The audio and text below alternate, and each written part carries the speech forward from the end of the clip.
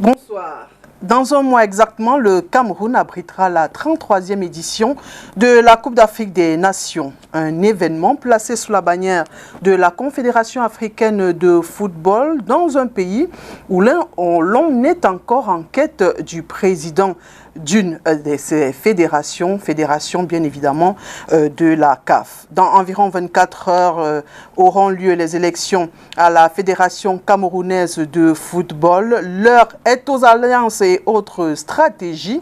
Entre communication, plainte, peau de banane, les Camerounais, du moins ceux qui sont amoureux du football, ne savent plus où donner de la tête. 6 au départ de cette course, de nouveaux épisodes s'ajoutent chaque jour à ce feuilleton, si bien qu'il est désormais difficile de dire de façon exacte qui sont les protagonistes définitifs. Qui sera donc le futur président de la FECAFOOT? Une question qui a de nombreuses ramifications, mais il ne fait aucun doute. C'est un scrutin qui s'annonce riche en rebondissements. Et pour en parler ce soir, un autre au quotidien tout aussi riche en rebondissements. Sam Séverin Ango est assis ce soir dans le fauteuil rouge. Bonsoir et merci d'avoir accepté notre invitation. Merci, bonsoir Oriane et à toute l'équipe de STV2. Alors, STV tout simplement, il n'y a plus STV2. Ouais. Alors, ça se voit, Sam Séverin respire la liberté. Comment il va? On sait qu'il y a longtemps, il a un peu défrayé la chronique. Comment il va aujourd'hui? Oui, je pense que je retrouve effectivement un peu de liberté, un peu d'assurance à la suite des tristes événements dont j'ai été victime. Donc je pense que je voudrais profiter d'entrée de jeu pour remercier tous ceux qui, de près ou de loin, m'ont apporté leur soutien, un soutien moral surtout, et peut-être matériel aussi, mais surtout, je voudrais également relever ici que certains des préjugés qu'on pouvait avoir sur le corps judiciaire camerounais, le troisième pouvoir, sont retombés à mes yeux au regard de la manière avec laquelle la petite affaire, ou bien la petite grosse affaire, a quand même été gérée. Donc je peux m'en féliciter aujourd'hui de voir que quelque part, il y a une justice juste qui peut de temps en temps s'égarer, mais qui, à un moment donné, arrive à prendre les bonnes décisions. C'est ce qui est survenu dans le cadre des poursuites dont j'étais l'objet. Voilà. Alors, intéressons-nous ce soir au football, comme j'ai annoncé en introduction. Alors, sous quelle casquette est-ce que je devrais vous qualifier? Est-ce que vous êtes journaliste, vous êtes communicateur? Sous quelle casquette je vous qualifie, surtout concernant le football et l'élection à la Fédération camerounaise de football? Oui, d'abord, je voudrais, pour cette question, rappeler le parcours qui a été le mien dans les arènes du sport et du football. Parce que vous savez, dans les spécialités journalistiques, quand on dit journaliste de sport, il y a même qui vont plus loin, justement, en parlant de journaliste football. C'est ce que j'ai été longuement. C'est ce qui a fait ma gloire. Rappelez-vous, vous étiez peut-être encore assez jeune, au tout début de ma carrière également. Je suis rentré là-dedans, d'abord sur la chaîne TV Max, et dans le quotidien, ensuite dans le journal d'Icalo, et par la suite Canal 2 International. Donc j'en ai tiré beaucoup en termes de gloire et de réussite, et en termes de belles rencontres et d'épanouissement à travers le monde, les arènes sportives. Donc je pense que le journalisme de sport est l'un des tout meilleurs sur ce domaine-là de la communication plus globale. Donc j'ai de la peine très très souvent aujourd'hui moi-même à me définir souvent. Alors, mais si je suis effectivement assis sur ce fauteuil ce soir, c'est davantage en rapport avec ce passé glorieux dans les arènes sportives. Parce que nous avons été, moi et quelques autres de la place, dans le journalisme camerounais, assez très peu nombreux à rentrer dans le domaine du journalisme de sport, des télévisions et radios privées à l'ère de la libéralisation. Et moi, j'en suis très très fier aujourd'hui. À l'époque, j'avais reçu le prix de meilleur chroniqueur de sport de l'année 2005 au Cameroun. Donc aujourd'hui, avec la grosse actualité que charrie cette élection, quand même, ô combien courue, je pense que j'ai le loisir de venir ici parler escalité, c'est-à-dire quelqu'un qui a gardé un œil très très ouvert sur les choses qui se déroulent dans ce registre-là, mais davantage aussi quelqu'un qui a envie quand même de dire sa part de vérité. Parce qu'on est à un moment où il faut se dire les vérités. Parce qu'il y a un peu trop d'amalgame. J'ai entendu beaucoup de choses et aujourd'hui, il est question quand même de remettre de l'ordre dans les faits et gestes et autres communications des uns et des autres. Donc je serai un communicateur, un observateur, peut-être vu sous le prisme d'un ancien chroniqueur de sport qui a réussi dans ce domaine, à arpenter de nombreux couloirs. Quelle est votre vérité? Quelle est la vérité que vous voulez nous dire aujourd'hui? Non, la vérité, d'abord, la mienne est celle-ci. On doit sauver le sport camerounais. Vous savez, moi, je passe pour être un pourfendeur du système plus globalement de notre gouvernance. Mais je voudrais rappeler ici que le sport doit être épargné de toutes ces batailles. Le sport doit être épargné des batailles politiciennes. Il ne doit en aucun cas subir une forme d'instrumentalisation. On ne peut pas, si on est dans un pays où on a échoué en politique, en matière de politique publique, en matière de réduction de train de vie de l'État, en matière de construction d'infrastructures routières, se permettre encore le luxe, et même en culture on a échoué pratiquement. On ne peut pas se permettre encore le luxe de traîner ce football dans la rue. Nous sommes nombreux qui avons à travers le monde su bénéficier de la grande gloire du football camerounais et de ce qu'ils ont pu réaliser, les athlètes de ce sport roi pratiquement. On ne peut pas le laisser aujourd'hui comme cela être galvaudé. Donc c'est d'abord ça la première vérité. Donc j'estime que on doit permettre à la Fédération camerounaise de football de fonctionner. Celle-ci doit fonctionner sur le modèle de la Confédération africaine de football, qui elle-même est adossée sur la FIFA. Et là-bas, le principe, c'est le principe de l'autonomie.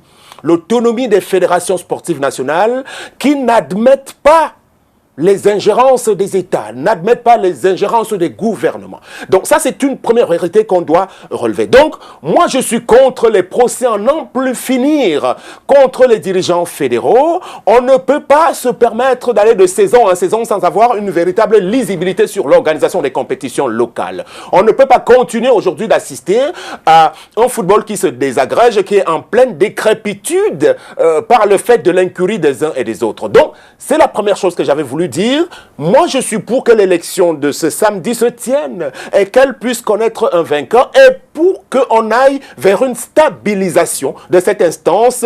C'est en cela qu'on donnera une chance aux nombreux talents que nous avons dans ce domaine-là. Parce qu'aujourd'hui, il y a un peu trop de gâchis avec ces querelles intempestives et il me semble que nous devons aller dans ce sens-là pour que nous puissions, à l'orée de la CAN, avoir une belle association sportive qui gère le football. Sam Sévérin Ango communique pour qui? Parce qu'aujourd'hui, on sait que il y a plusieurs camps. Vous communiquez exactement pour qui? Parce que vous nous expliquez beaucoup de choses. Finalement, vous défendez qui?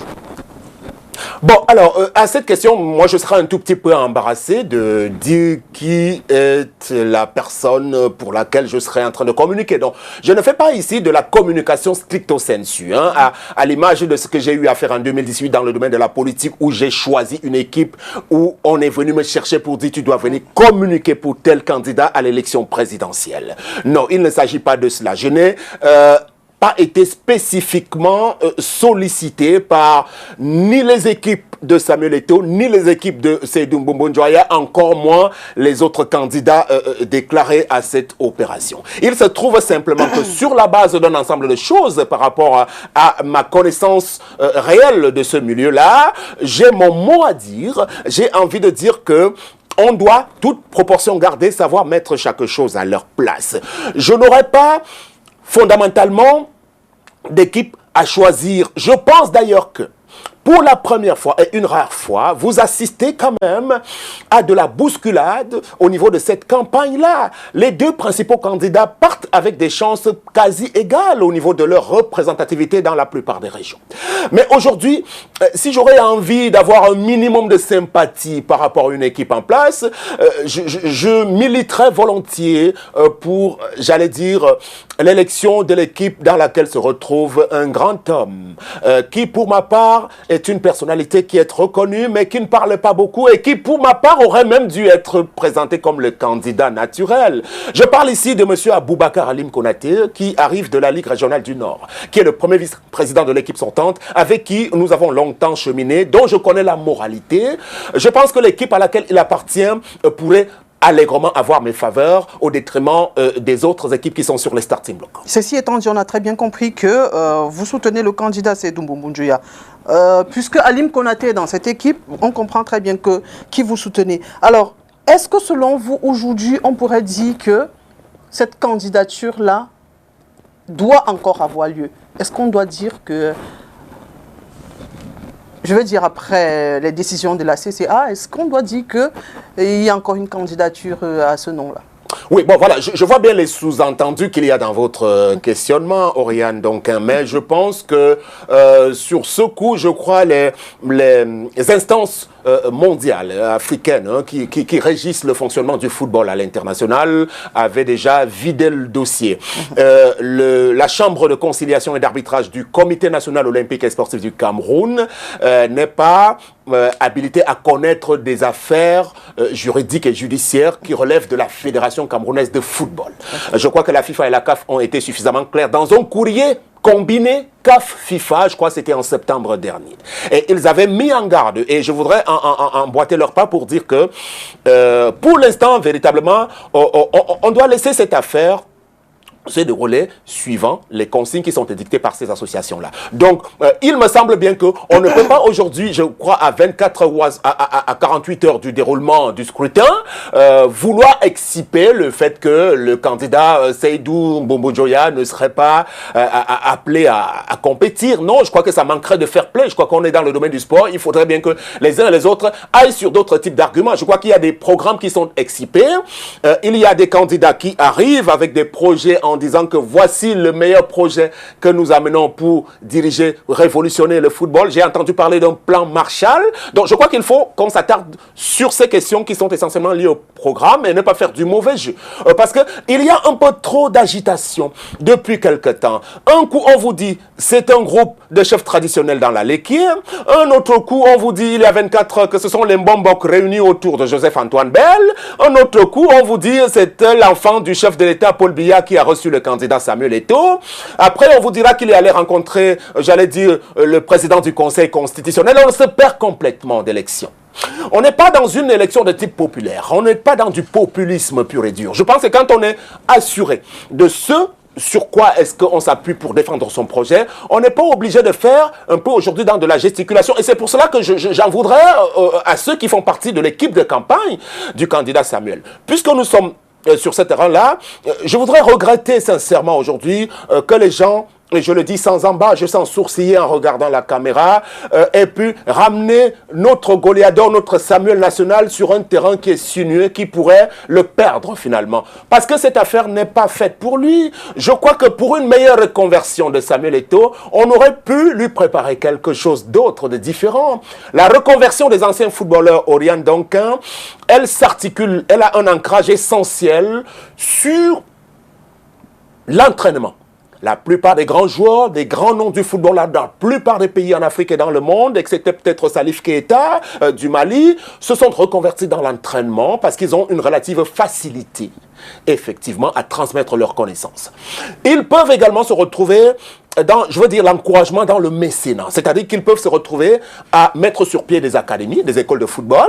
Je regrette que la plupart de ces anciens lions indomptables, vous savez, moi j'ai fait mes débuts en 2003 à la Coupe des Confédérations. J'étais l'attaché de presse à titre bénévole de l'équipe nationale. Et je regrette, on a assisté à la disparition de Marc-Vivien Foy en 2003. Je regrette que la plupart de ses coéquipiers n'aient pas pensé à, j'allais dire, sauver l'héritage de Marc-Vivien Foy, qui avait un très joli projet à Yaoundé, qui est resté mort aujourd'hui, alors qu'il y a bien des coéquipiers aujourd'hui qui gesticulent, qui auraient pu, les Rigobert sans Jérémy Njitap et tous les autres, qui sont en train de se mobiliser depuis quelque temps, auraient pu, par exemple, essayer de faire vivre le projet de Marc-Vivien Foy. Donc c'est pour dire, d'abord, pour vous répondre, avant que vous me coupiez, que les anciens grands joueurs de football sont davantage programmés pour être des entraîneurs de football, des patrons d'académie pour la transmission de leur métier. Les fonctions administratives et politiques, comme celles des dirigeants de fédération, sont des fonctions qui exigent d'autres types de qualités. Ce sont des fonctions éminemment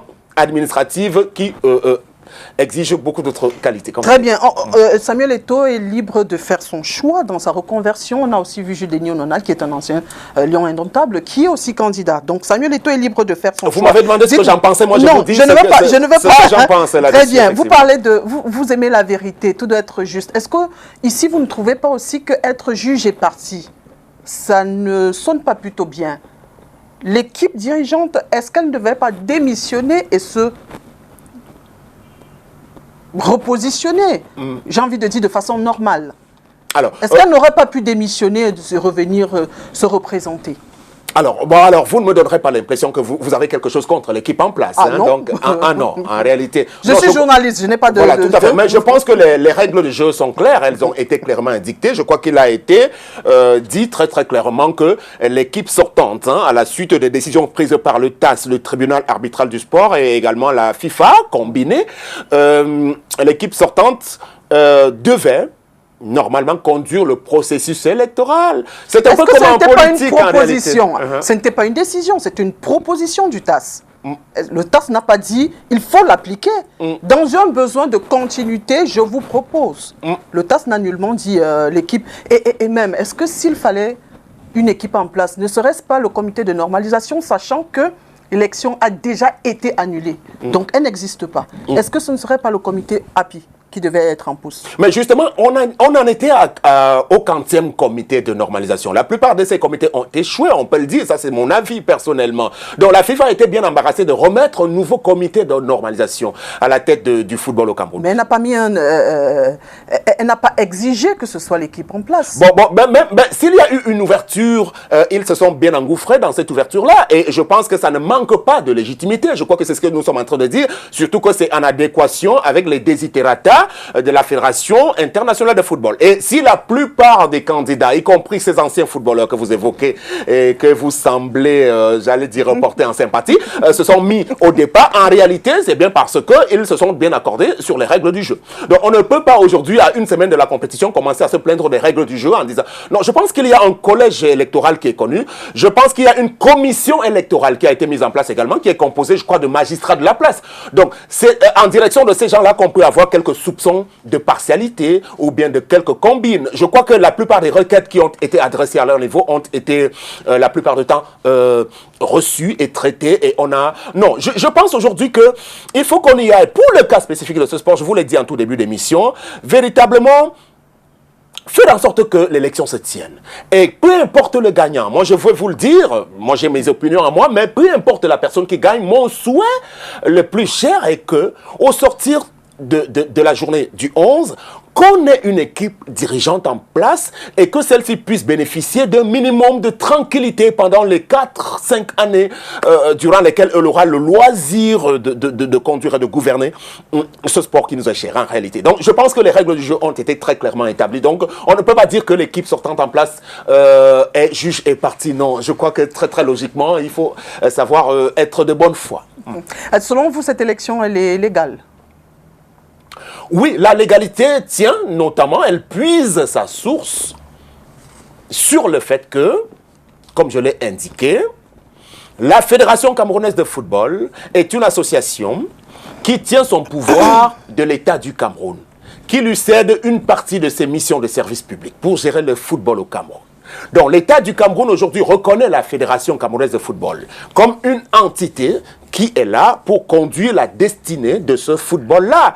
Conduire la destinée de ce football ne voudrait d'ailleurs pas dire conduire la destinée des footballeurs exclusivement. Parce que le football aujourd'hui est quelque chose de bien plus grand, qui recèle en son sein bien d'autres composantes. Parmi celles-ci, vous avez les entraîneurs, vous avez les arbitres, vous avez même les journalistes de sport, vous avez le football féminin en passant. Donc toutes ces composantes-là font partie de la grande machine du football. Donc, aujourd'hui, aller aux élections pour choisir les nouveaux dirigeants, comme on l'a vu par le passé avec l'équipe de M. Iya Mohamed, je pense qu'il y a beaucoup de légalité et de légitimité là-dedans, au stade où on en est, simplement par le fait qu'il y a l'onction de la Confédération africaine de football, de laquelle dépend la FECAFOOT et surtout l'onction de la Fédération internationale de football. Je pense qu'il n'y a pas plus légalité ou légitimité qui puisse venir que de ces instances-là. Quel est votre avis sur le rôle que joue la FIFA et la CAF dans notre fédération?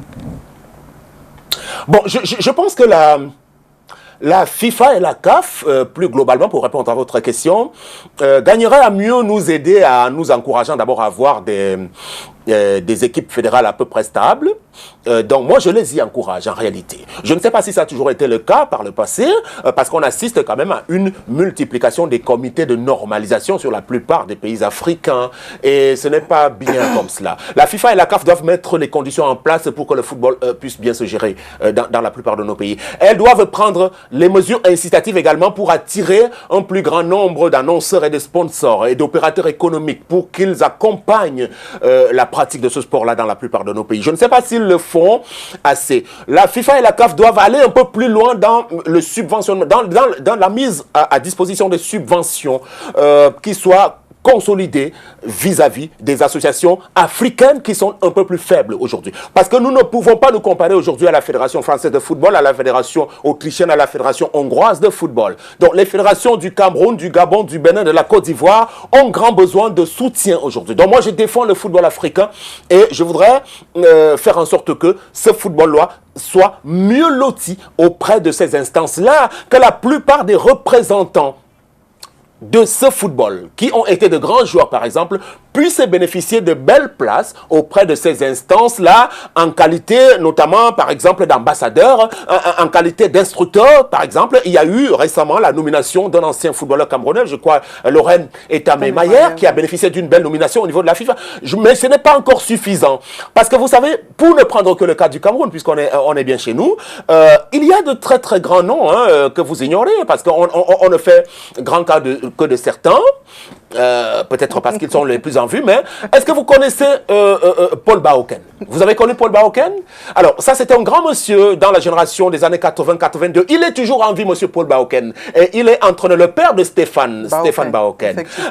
Il a fait de très belles classes au niveau de la France, où il a entraîné, mais il n'a jamais pu être inséré dans le dispositif du football au Cameroun. Est-ce que vous connaissez monsieur Alain Eyobo? Il est toujours en vie. Et Yobo Alain a été un grand footballeur dans la Dynamo de Douala. Il a été à la Coupe du Monde des juniors en 81. Il a été à la Coupe du Monde de 82 en Espagne également. Il est toujours en vie, ce monsieur. Est-ce qu'on pense à aller le chercher? Il est peut-être plus politicien maintenant que footballeur. Bon, ça c'est vous qui le dites, mais je pense qu'il garde bien un amour vis-à-vis de ce football-là. Donc il faut aller chercher toutes ces personnalités qui ont fait la gloire du football au Cameroun pour pouvoir leur donner leur place. Est-ce que selon vous, la question c'était dans le but de comprendre, est-ce que selon vous, que ce soit la FIFA ou la CAF, n'est pas un peu, j'ai envie de dire, manipulatrice dans ce qui se passe chez nous aujourd'hui? Est-ce que logiquement, c'est elle qui doit nous encourager et pas le contraire? Elle devait plutôt, j'ai envie de dire, bien nous encadrer, parce qu'elles sont ce qu'elles sont, ces institutions-là, grâce à nos fédérations.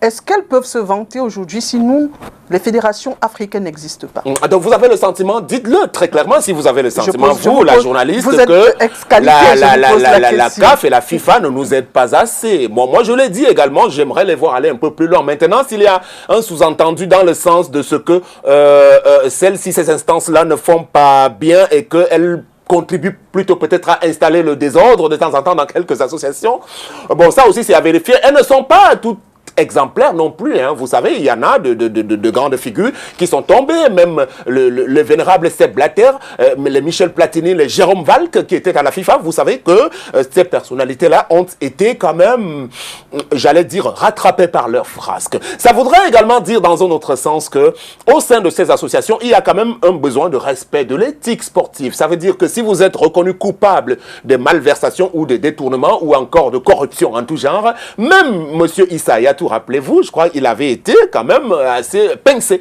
par ces instances-là. Ça veut dire qu'il y a un minimum de respect au niveau de l'éthique sportive au cœur de ces associations et elles doivent, je suis d'accord avec vous, contribuer à insuffler cela. Mais je vais vous dire très sincèrement, ces associations sont un tout petit peu fatiguées aujourd'hui avec des pays comme le Cameroun. Le Cameroun qui est tout le temps dans des querelles intempestives. Tout le temps, on est en train de dépenser beaucoup d'argent pour aller au TAS, pour aller, je ne sais pas trop, au CNOSC. Et vous avez évoqué les comités de normalisation. On ne pouvait pas être en mesure de mettre un troisième comité de normalisation. C'est pour cela que la FIFA nous encourage vivement à mettre en place finalement une équipe, même si celle-ci ne ferait pas l'unanimité. Je vais vous dire, même votre candidat que vous semblez affectionner, le Goliador, passerait pour être le lendemain, il serait l'objet de très vives critiques. Le lendemain, on serait en train de vouloir le débarquer. C'est ça la réalité malheureusement. C'est pour cela que moi, je ne voudrais plus jouer ce jeu aujourd'hui dans l'intérêt spécifique des athlètes que sont les footballeurs. Très bien, on a très bien compris que l'équipe en place, ou du moins l'équipe sortante, vous la trouvez meilleur choix, selon vous dire.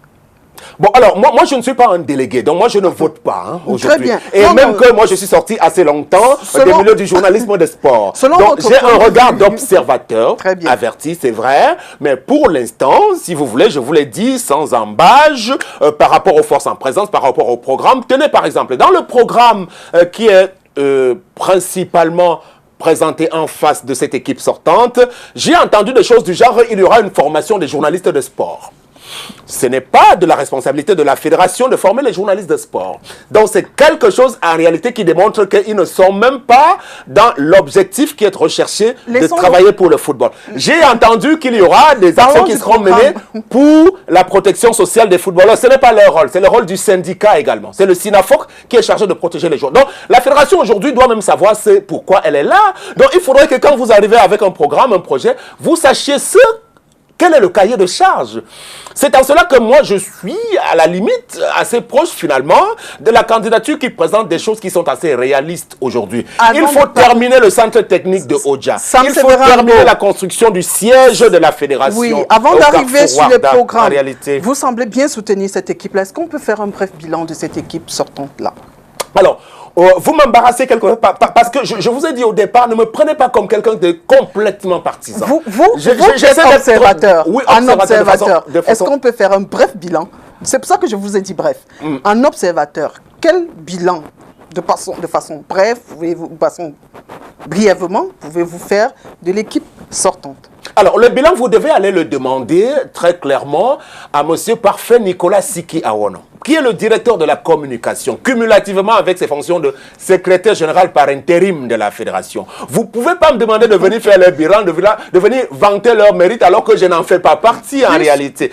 Mais j'ai cru entendre de la part de Seydou Mbombo Njoya également, qui a quand même étalé quelques-unes des actions dont il pourrait s'en prévaloir, le fait que la sélection nationale des moins de 17 ans a été champion d'Afrique en 2019 et qu'ils ont pris part à la Coupe du Monde la même année, de la même catégorie. J'ai également entendu que les moins de 20 ans, je crois, au niveau des filles, ont également pris part à des compétitions internationales. Et que les Lions indomptables après aujourd'hui sont qualifiés pour le dernier tour des qualifications pour la Coupe du Monde de Qatar. Ça, c'est à leur actif. Ils ont également invoqué, d'après ce que j'ai pu écouter dans des reportages qui leur ont été faits de façon un peu dithyrambique, le fait qu'ils ont révolutionné un tout petit peu au niveau de la gestion, au niveau du manuel de procédure en interne, hein, je le dis comme cela par rapport à ce que j'ai fait parce que je n'ai pas été mandaté pour venir débattre dans leur bilan, mais je pense qu'ils se vantent très très bien d'avoir pu quand même moderniser l'administration en interne de cette association. Parce que je vous ai dit aujourd'hui, gérer le football au Cameroun, il faut être capable d'assurer le service après-vente, être capable d'être présent tous les jours, être capable de répondre à tout ce qui est en réalité recommandé en matière d'administration. Vous savez, il y a un secrétaire général à l'époque qui avait été choisi, il venait tout droit de l'ENAM, M. Blaise Moussa. Donc ce n'est pas de la rigolade. Malheureusement, M. Samuel Eto'o a permis le recrutement d'un ancien secrétaire général, M. Benjamin Banlock, dont on ignore d'où il venait. Et c'est pour cela que je vais vous dire, quand vous faites le bilan de l'équipe sortante aujourd'hui, il faut aller questionner Samuel Eto'o. c'est lui qui les a mis en place. C'est le Goliath, puisque j'étais là, il s'en vantait en réalité. Il a permis la nomination de son ami Bill Chato comme le coordonnateur des équipes nationales. Et c'est ce que je regrette aujourd'hui, parce qu'il va falloir quand même qu'on sorte de la politique des clans et des petits groupes d'amis. Dans cette affaire-là, c'est bien trop important. Il va falloir quand même qu'on aille choisir les profils de compétences par rapport aux qualités que présentent les uns et les autres. Donc, pour le bilan, j'ai succinctement énuméré les quelques faits qui ont été évoqués, mais je pense que à leur corps défendant, il faut quand même dire qu'ils n'ont pas eu le temps de bien travailler sereinement, parce qu'ils étaient tout le temps dans des procès. On me dit qu'il y a eu près de 1 milliard de francs dépensés dans des procédures judiciaires. C'est pour cela que moi je suis contre aujourd'hui qu'on soit dans des batailles interminables. Il va falloir quand même qu'on aille vers une gestion fédérale à peu près stable, qu'on sorte des querelles intempestives tout le temps finalement. Parce qu'il n'y aura jamais de bon président qui conviendra à tout le monde. Parce que malgré tout, je vais vous dire, rien, tout le monde se bat.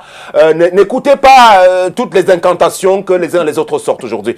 Tout le monde se bat pour ses intérêts propres d'abord. Parce que si on vous met, vous Oriane Donkin aujourd'hui qui êtes brillante, seulement 2 mois comme team presse de l'équipe nationale du Cameroun après, votre vie a changé. Je dis 2 mois, 2, 3, voire 6 mois, votre vie change. Je vous assure, l'équipe nationale de football, les équipes nationales, la fédération et tout ce qu'elle charrie, ce sont les délices. C'est la plus belle des choses, des existences qu'il convient de mener. Donc tout le monde se bat pour avoir les billets d'avion, pour être dans des missions, pour être dans les avions, pour être dans des hôtels, pour avoir des frais d'émission assez colossaux. Donc il ne faut pas qu'on s'en cache aujourd'hui. C'est d'abord un business également que les uns et les autres viennent faire. Mais ce n'est pas interdit, à condition simplement que les uns et les autres commencent par remplir le cahier de charges qui leur est demandé. C'est le moins qu'on puisse leur demander. Tout le monde, même l'équipe sortante. Tout à fait, si vous voulez. D'accord. Alors, on ne va pas parler de l'équipe d'en face. Hein. On est là pour défendre de cette équipe que vous supportez. Alors, de façon brève, vous avez présenté quelques points du bilan, mais je n'ai pas vu parler aussi de notre championnat national. Vous avez parlé des jeunes et vous avez parlé des filles. Est-ce qu'à un moment donné, le footballeur est vraiment au centre de cette affaire? Parce que depuis, vous avez parlé, oui, il faut penser au service après-vente, mais est-ce que tout ne part pas du footballeur? Très bien. C'est vrai que le footballeur est la principale, j'allais dire, matière première de ce sport, donc il ne faut pas s'en cacher. Bon, alors, la déliquescence prolongée de notre football ne date pas du dernier mandat de l'équipe sortante. Donc là également, il ne faut pas qu'on soit naïf. Je pense qu'il y a de très très longues années, même à l'époque où nous autres, on était encore sur ce terrain-là, qu'on n'avait plus la possibilité de remplir les stades au Cameroun. Hein. Donc je crois que l'exode massif et précoce de la plupart de nos talents date d'au moins un peu plus de 20 ans aujourd'hui. Donc c'est quelque chose qu'il faut aller rechercher très très très loin aujourd'hui. Donc malheureusement, au fil des années, on n'a pas eu le temps de mettre en place d'abord des politiques publiques qui permettent à ce qu'on puisse sédentariser nos jeunes talents. Je parle de politique publique et là je parle de l'État du Cameroun qui aurait dû d'abord assez rapidement mettre en place des infrastructures, même dans des lycées et collèges, même au niveau des communes et des villes, parce qu'il y a un ensemble de propositions qui peuvent être faites à ce niveau-là. Rien n'a été fait parce que à peine un joueur commençait à briller qu'il était très vite tenté de partir et il y avait déjà un agent de joueur qui était prêt à le vendre même pour aller jouer en 4e division dans un pays où il y aura un très très bon salaire. C'est pour cela qu'on ne peut pas rattacher. Je crois qu'il faut vraiment prendre plusieurs années en arrière pour aller questionner le délabrement total de notre football. Et c'est pour cela que je voudrais que les uns et les autres soient de très très bonne foi à ce niveau-là. Même déjà du temps... Est-ce que le dirigeant de l'équipe sortante n'était pas là? Parce qu'il ne date pas d'aujourd'hui. Il est peut-être dirigeant aujourd'hui, mais il a été dans le back-office pendant longtemps. Vous voulez parler de qui exactement? Parce que je pense que l'équipe en place sortante, qui est visée essentiellement ce soir, je pense que là-dedans, on ne retrouve pas beaucoup de monde qui ont participé à ces équipes. Hein, parce qu'à l'époque de M. Iya Mohamed, il y avait M. Jean-René Atanganambala comme secrétaire général, M. David Mayebi comme vice-président, M. Essomba Yenga comme vice-président, M. Pene Robert comme vice-président. Ce sont des gens qui sont, la plupart, certains sont morts, d'autres ne sont plus là-dedans. Il y a eu M. Tombi Aroko également récemment. Je crois que l'équipe l'équipe autour de M. Seydou Mbombo Njoya, je crois qu'elle est quasiment toute neuve. Parce que M. Seydou a davantage été au niveau de la Confédération africaine de football, auprès du bureau de Yaoundé, il me semble. Il n'était pas quelqu'un d'assez décisif dans les anciennes équipes avec M. Iya. Ça, c'est pas pour le défendre, mais c'est juste pour vous donner un peu plus d'éléments parce que... En le défendant un peu quand même. Voilà, c'est ça. Donc, mais je ne peux pas dire qu'ils ne sont pas comptables des échecs auxquels on a assisté. Mais aujourd'hui, si vous prenez le cas seulement du centre technique de Odja, en réalité, moi, j'étais là lorsqu'on mettait la première pierre à l'époque. C'était à l'époque de M. Jean-René Atanganambala, dans le cadre du projet Goal FIFA. Et le projet Goal FIFA, à l'époque, était piloté au Cameroun par M. Jean-Manga Ongene. Et on a regretté par la suite que les choses qui étaient prescrites sur le papier n'avaient pas été concrètement pu être matérialisé. Et c'était bien dommage. Donc l'équipe qui est là aujourd'hui et qui essaie de vouloir venir rattraper quand même tout ce gâchis, je crois qu'il faut se féliciter de ce qu'ils aient pu commencer quand même à pouvoir remettre la chose en place. Quand vous passez par ce site aujourd'hui, vous voyez ce qui est en train d'être fait, ce sera pratiquement comme Clairefontaine en France, pratiquement. Il y a également le grand projet du siège de la Fédération camerounaise de football. J'y arrivais. Est-ce que là aussi, l'équipe sortante... Là aussi, c'est un projet qui date de M. Iya Mohamed. Mais l'équipe sortante avait promis de l'achever. Tout à fait. Je pense à ma connaissance. Je n'ai pas beaucoup investigué. Vous savez, ces derniers temps, moi, j'étais beaucoup plus dans des questions de politique. Donc, sur le cas du siège, j'ai dû entendre quand même qu'il y a eu des dysfonctionnements au niveau de l'attribution du marché. Parce que la personne qui s'est empressée de dire que oui, on peut faire ce truc-là à, disons, 100 milliards de francs à peu près, avait minimisé les coûts, alors qu'en réalité, aujourd'hui, la fédération est fondée à trouver un nouvel opérateur, mais il me semble que c'est un projet qui fait partie des priorités de l'équipe qui est là, si elle est reconduite finalement. Parce qu'aujourd'hui, quand vous passez par Tchinga, je suis désolé, moi, j'étais au Sénégal, j'ai été en Côte d'Ivoire, j'ai été au Bénin, un peu partout en Afrique de l'Ouest. Les sièges des fédérations de football ressemblent à quelque chose d'impressionnant. Le siège de la Fédération camerounaise de football, en réalité, il me semble que... Moi, je serais même tenté de les conseiller de partir de là, quelle que soit l'équipe qui va être élue. Il faut qu'ils partent de cette affaire de Tchinga parce que ça ne ressemble à rien du tout par rapport à l'image du football camerounais. Ils peuvent encore aller louer quelque chose de bien plus représentatif en attendant qu'il y ait la construction d'un immeuble flambant neuf.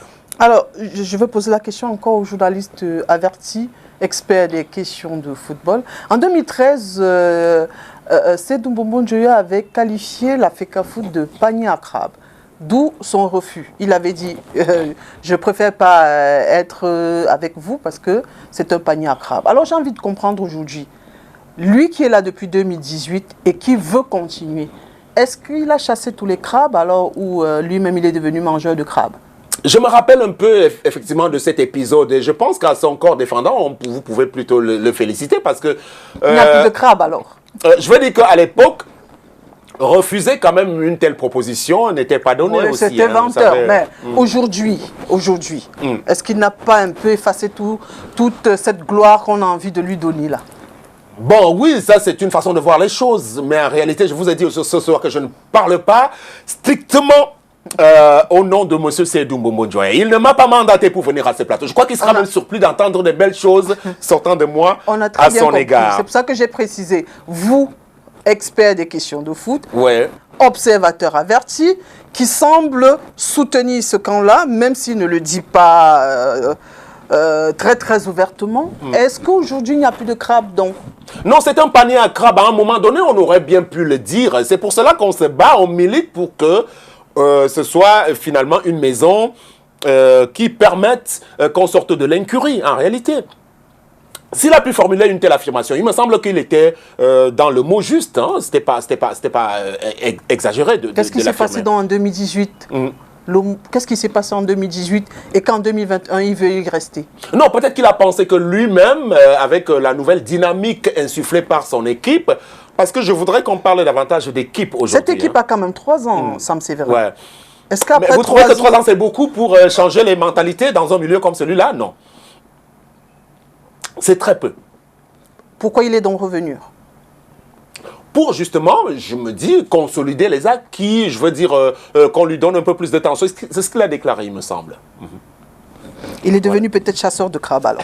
Alors, dites-nous, est-ce que selon vous, en observant aujourd'hui cette élection qui fait couler beaucoup d'encre et de salive, est-ce qu'aujourd'hui, on a vraiment en face de nous des programmes qui se battent? Est-ce que ce sont encore les programmes des candidats qui se battent ou alors ce sont des programmes qui font plus de bruit que que des écrits? Oui, j'ai commencé par vous dire au début de l'entretien que on n'est même plus, on a même le sentiment qu'on n'est même plus dans une affaire de sport. Il n'y a plus de fair play. On est vraiment dans une arène où les gens sont prêts à tout. Tout y passe. Il y a de la démagogie, il y a de la malhonnêteté intellectuelle, il y a des coups bas, il y a de la mafia. Les délégués ne respirent plus. Les deux camps, alors essentiellement ceux qui sont aujourd'hui un peu plus proches de l'équipe sortante, comme vous les appelez, les délégués qui sont proches d'eux sont systématiquement traqués. Ils sont menacés, intimidés, je peux vous le dire, par quelques représentants de l'autre équipe. Il y a aussi que on assiste à de l'immixtion de quelques représentants de l'administration. Et ça, ce ne serait pas très très bien également. C'est-à-dire certains ministres et assimilés de la place veulent prendre fait et cause pour tel ou tel camp. Et là également, ce n'est pas très bien. Il faudrait qu'on laisse cette chose-là véritablement aux sportifs et que tout se passe vraiment dans un esprit de fair play. Je vous ai dit que les traditions ne doivent pas s'en mêler. La politique politicienne ne doit pas s'en mêler. L'État même ne doit pas s'en mêler au plus haut point en réalité. Qu'on laisse que les sportifs ou bien ceux qui sont aujourd'hui membres de l'Assemblée générale aillent faire leur jeu en réalité. C'est de cela qu'il est question. Moi, je regrette que, pour ne prendre que le cas de ces footballeurs-là, qui se sont réunis récemment au siège du Sinafoc, qu'ils soient allés profaner cet immeuble-là de Yassa, parce que moi, j'étais là lorsqu'on construisait la maison. Beaucoup parmi eux n'étaient même pas à l'inauguration. Monsieur Bertin Ebouele n'était pas là. Monsieur Rigobertson n'était pas là au Sinafoc quand on faisait cette affaire.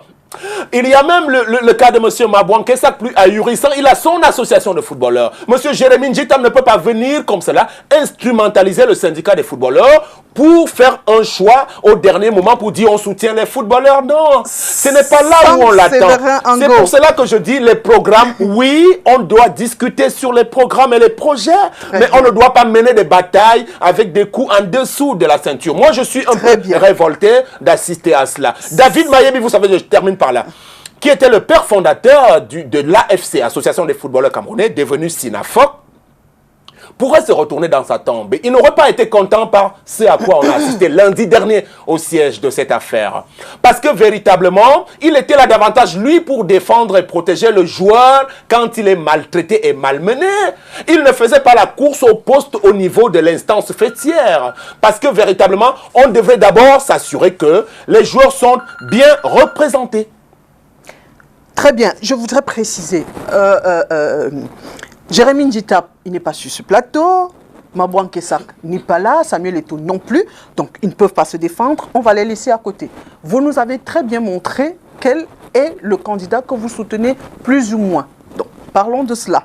D'accord. Je ne suis pas d'accord avec cette façon de voir. Parce que je sais que les équipes de EBS TV ont longuement fait l'apologie de quelques autres candidats quand même. Vous avez reçu... Bon, maintenant, c'est vous qui avez voulu me présenter comme un des soutiens de Seydou Momo Joya. Moi, je venais en disant, je suis le journaliste observateur avec un passé que je voudrais, pour la gouverne de vos auditeurs et téléspectateurs, davantage les éclairer. De façon tout à fait objective aujourd'hui, au vu des forces en présence. La plupart de ces gens que je viens de citer, n'ayez pas peur, ce sont mes amis. Emmanuel Mabouan Kessak, j'ai dormi chez lui à Paris, Gennevilliers. Monsieur Jérémy Njitap, c'est un ami, on a été ensemble tout le temps. Rigobertson, on s'embrasse quand on se voit. Mais vous voulez dénoncer leur malhonnêteté intellectuelle. Vous n'allez pas me l'empêcher parce que ce sont mes amis. Samuel Eto'o, c'est un grand ami. Vous savez ce que j'ai déjà reçu quelquefois de Samuel Eto'o? Non.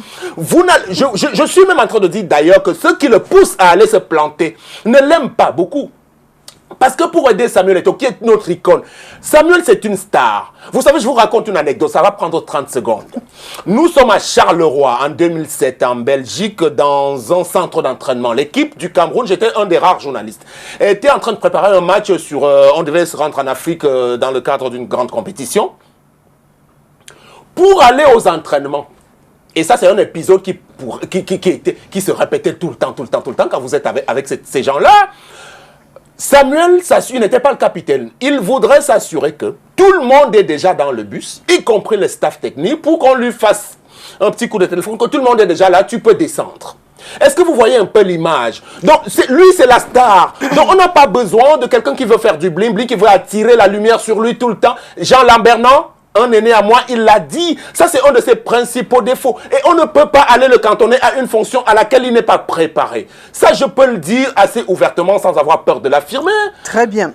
Vous avez dormi chez Mabouan Kessac, vous avez le numéro de téléphone, vous pouvez leur donner le conseil tout à l'heure. Maintenant, nous parlons du candidat. Vous avez dit, dans une moindre mesure, vous soutenez l'équipe dirigeante sortante. Donc, on est clair au moins là-dessus. Vous avez dit quelque part qu'il faut laisser cette affaire aux sportifs. Est-ce que ça ne veut pas dire cela?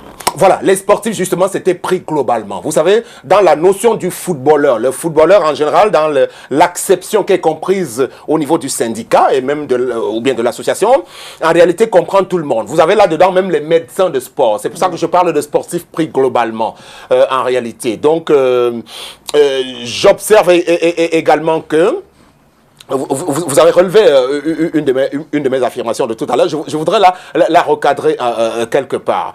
Parce qu'il ne faudrait pas qu'on se trompe. J'ai indiqué très très clairement que... Vous donnez votre avis et selon vous, dans une moindre mesure, vous pourrez soutenir l'équipe sortante. Tout à fait, dans une moindre mesure, en réalité, aujourd'hui, parce que finalement, n'ayant pas été mandataire, mais j'ai le droit, j'ai le loisir quand même de dire ce que j'en pense, parce que l'heure est grave. C'est un moment de vérité aujourd'hui. C'est un moment de vérité et il faudrait quand même qu'on s'assure que ceux qui vont hériter de la destinée de ce football-là ont entre leurs mains l'expertise nécessaire et les capacités et les coups de frange pour pouvoir agir. C'est pour cela que pour les plus grands noms des stars du football, pour ce qu'ils ont fait sur les terrains, on doit leur trouver d'autres types de fonctions qui correspondent à ce qu'ils ont été. Prenez en Argentine, Diego Maradona n'a jamais voulu être président de fédération. Pourquoi est-ce que vous voulez qu'on calque cela pourquoi vous voulez me couper? Non, je veux bien comprendre. Je veux qu'on comprenne bien parce que ce n'est pas la première fois que vous précisez cela. Pour vous, si on prend le cas Samuel Eto'o, il n'a pas de place de ce côté-là, il peut se reconvertir ailleurs. Est-ce qu'il n'a pas aussi, lui, le droit de choisir sa reconversion? Est-ce qu'on est obligé de calquer ce qui va se passer au Cameroun, en Argentine ou en France ou ailleurs? Alors, Oriane Donquin, pour ce que je sais de cette émission, sous votre présentation, avec les autres invités, vous avez souvent été un peu plus gentil. J'ai le sentiment que je suis une belle proie pour vous, mais il n'y a pas de souci. Je vais essayer de me battre pour me sortir de là. Parce que je vous vois très, très déterminé. Non, il faut qu'on se comprenne plus sérieusement. Parce qu'il y a un choix à faire. Vous m'amenez à faire un choix entre un tel et un tel. Parce qu'aujourd'hui, si vous me demandez même quel est, selon moi, ou bien quel aurait pu être le meilleur profil au Cameroun pour être président de la Fédération camerounaise de football. C'était la question qui devait suivre. En réalité, je vous ai donné le nom de la personne pour qui moi je milite, monsieur Aboubacar Alim Konaté. Pour l'instant. Qui se trouve dans l'équipe de Sédou Mbouanjoya. Tout à fait, oui, il se trouve dans son équipe. Donc c'est une affaire d'équipe. Parce qu'en sport, on parlait bel et bien d'équipe. Qui n'a pas posé sa candidature. Donc, étant dans l'équipe de Sédou Mbouanjoya, on comprend très clairement que vous militez pour l'équipe. Peut-être même que le sieur Abdourahmane Amadou Baba, à mon sens, pourrait être un bon président de fédération également. Mais pour l'instant, il n'est pas concerné par le processus. Voilà. Peut-être que M. Tombi Aroko pourrait être ramené. M. Tombi, vous savez, a été un bon président malgré tout. Parce que, je vous ai dit, c'est une fonction qui demande un ensemble de qualités qui sont éminentes pour emprunter à l'expression de M. Gilles Boulot de TF1. Il faut être éminemment qualifié. Comme l'a été M. Tombi Aroko, qui était chef d'entreprise avec du succès. Comme l'a été M. Iya Mohamed, qui a été chef d'entreprise, la Sodécoton, avec tout le temps les quitus de gestion pour diriger le football camerounais. On ne se lève pas. M. Samuel Eto'o, bien sûr qu'il peut avoir la légitimité, comme Jules Denis Onana, comme Mabouan Kessac. Il faut commencer par faire ses classes. Ils ont fait leur classe où? On n'arrive pas simplement au niveau du toit, c'est ce que je suis en train de dire. On ne débouche pas comme cela, président. Prenez M. Gianni Infantino, pour qu'il arrive sur le toit de la FIFA aujourd'hui. Vous connaissez par où il est passé? Vous savez ce qu'il a été auparavant, M. Sepp Blatter, avant de se retrouver président de la FIFA à l'époque? Non. Et en général, même les présidents d'associations, ce sont des gens qui viennent d'autres milieux. Hein. Monsieur Philippe Thirier en France, qui était président de la Ligue, il était un avocat.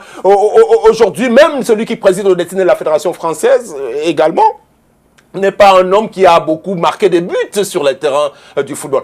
Et surtout, permettez-moi de rappeler aussi, pour équilibrer un tout petit peu les choses, à propos de ceux qui ont fait rayonner le sport roi au Cameroun, il ne faut pas éclipser les prestations de M. Jean-Pierre Tokoto, de Patrick Mboma et de surtout M. François Omambiyik, dont je suis un des admirateurs. Pour ce qu'il a été à son époque, 335 buts, 335 matchs avec 156 buts marqués. Quand même à l'international, c'était du grand. Monsieur Omambiyik a joué jusqu'à la Sampdoria. Il a représenté beaucoup de choses. Il y a eu Monsieur Emmanuel Mvelemva, premier capitaine des Lions Indomptables. Il a une formation de diplomate. Il est aujourd'hui à la tête du Conseil régional du Sud. Est-ce qu'on est allé le consulter pour savoir ce qu'il en pense? Monsieur Emmanuel V a géré le comité provisoire de gestion à l'époque avec beaucoup de brio. Hein? Oui, il pouvait avoir son mot à dire. On a le regretté Louis-Marie Ondoa. C'était également un intellectuel du sport dans le domaine. On a aujourd'hui d'autres types de reconversions. Par exemple, vous voyez M. Patrick Mboma, parce qu'on prend chacun par rapport à ses qualités. Mboma a réussi sa reconversion comme consultant média à Canal+, avec beaucoup de brio. Beaucoup de brio. Donc, il faut qu'on aille... Alors, M. Mabouanké-Sak, puisque vous dites que, bon, il ne faut pas faire une fixation par rapport à tel autre, M. Mabouanké-Sak aurait pu, à mon sens, puisque je le connais, ses grandes qualités également comme manager, prospecteur de talent. Oui, et placeur de joueurs en international. Il pouvait jouer ce rôle-là et on pouvait d'ailleurs, je crois qu'il avait déjà bénéficié même d'un rôle d'entraîneur. Je crois que Mabouanké-Sak a été nommé entraîneur national, je crois, de la catégorie des moins de 23 ans.